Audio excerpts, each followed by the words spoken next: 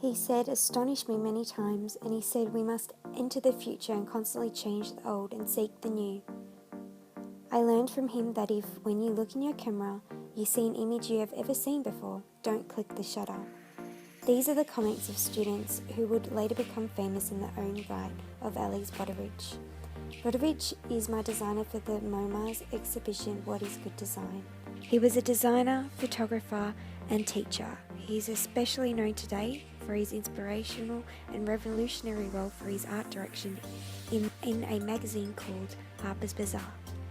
Brodovitch was born in Russia 1898 to a respected physician and an amateur painter. Although born into a wealthy family, they fell on hard times during the First World War, as like many other wealthy people, they ended up being both poor and workless for the first time in their life. Brodovitch initially planned on attending Imperial Art Academy, but couldn't due to World War I. Against his family's wishes, he fought in the Russian army with mixed results, being badly wounded at one time but also having the good fortune to meet his future wife, Nina. Close to the end of the war, his father, who had been imprisoned in St. Petersburg, managed to flee and gather his family in Turkey. From there, they made their way to France to settle in 1920. Initially, life in Paris was tough. For the first time in his life, Brodovitch had to work to earn a living, where he did as a house painter. Soon, Brodovitch found himself surrounded by a community of Russian artists, and he developed his skills as a painter. In 1924, he won first prize for his poster design for an artist ball, beating Picasso, who came in second in the contest. This led him to gain instant recognition for his work, and he soon became in great demand. In 1930, he went to the United States to start and be head of the Department of Advertising, called Philadelphia College of Art. Here, he trained and questioned his students, pushing them further and being more open-minded and creative. He once said, "We learn by making mistakes. We must be critical of ourselves and have the courage to start all over again after each failure. Only then do we really absorb, really start to know."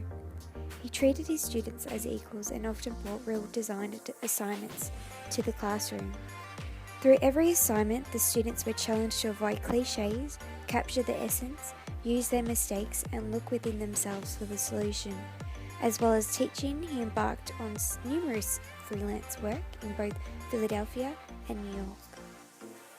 It wasn't until 1934 where the new editor of Harper's Bazaar, Camel Snow, noticed him and immediately hired him to be the art director. Her quote, "I saw a fresh, new conception of layout technique that struck me like a revelation. Pages that bled beautifully, cropped photographs, typography and design that were bold and arresting. Within 10 minutes, I had asked Brodovitch to have cocktails with me, and that evening I signed him to a provisional contract as art director." Through his work for Harper's Bazaar, Brodovitch changed, challenged, and led the industry for almost a quarter of a century. Brodovitch was the first art designer to integrate image and text in an interesting way. Most magazines at the time used text and illustrations separately, dividing them by wide margins.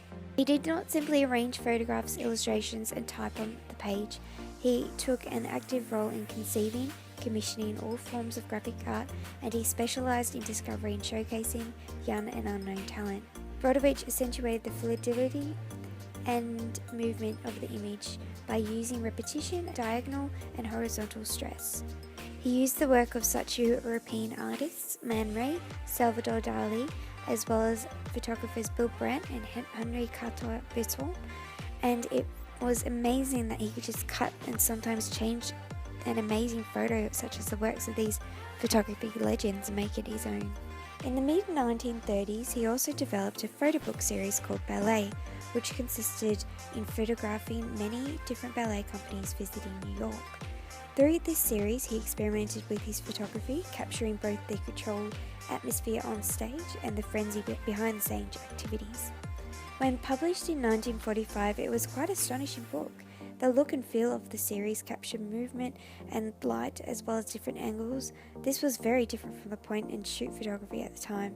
It exposed the viewer to another world, not only just as ballet, but through the composition of images. Alongside his work at Harper's Bazaar, Brodovitch also adopted many other creative projects.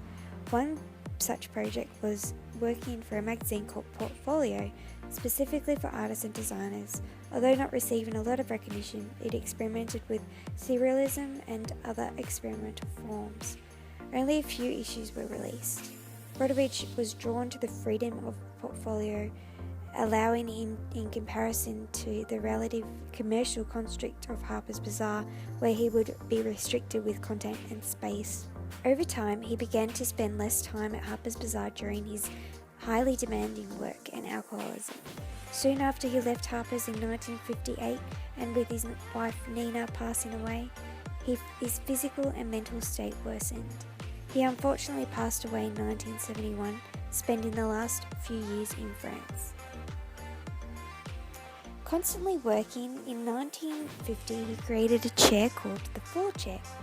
Here it is recognised from the exhibition What Was Good Design, and to this day it places an important role to the history of design for its comfort and simplicity.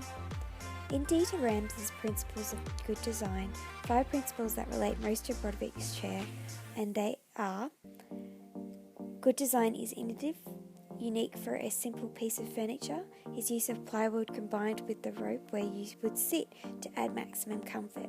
Good design is honest, as that it is what it is, a comfy chair.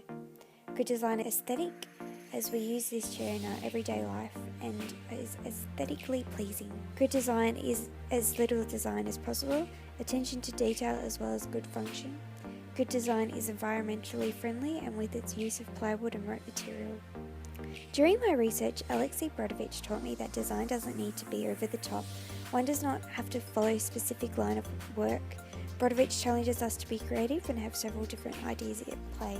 Through researching this assignment, I realised I've used his technique of white space in most of my work I've done. I am highly attracted to the white space in most of my images I create, and now, as I better understand his design principles behind white space, I will further adopt and develop his concept and maybe use his techniques to add word and different angles in my work. Just as Brodovitch influenced so many during his life, his legacy continues to influence today just as strongly. Thank you.